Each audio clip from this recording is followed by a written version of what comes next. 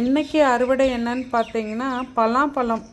அதாவது 2020 மேல வாங்கி வச்சோம். போன வருஷமே ஒரு 3 கிடச்சிச்சு.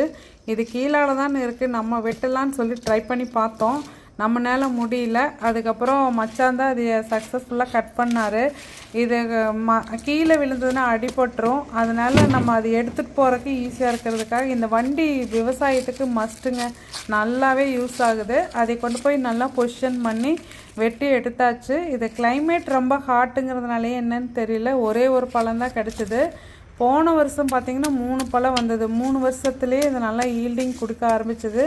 இது ஒட்டு மரம் தான், ஹைப்ரிட் கிடையாது. இது என்ன வெரைட்டின்னு பார்த்தீங்கன்னா, இது கலரே ஒரு வித்தியாசமாக இருக்குது. ஒரு மைல்டு ஃப்ராக்ரன்ஸோட நல்லா ஸ்வீட்டாக கிடைக்கும். இது கொஞ்சம் இடம் இருந்தால் கூட நம்ம வீட்லேயே வளர்க்கலாம். ஏன்னா இது ஒட்டு மரங்கிறதுனால நிறைய இடமெல்லாம் பிடிக்காது. தேங்க்யூ.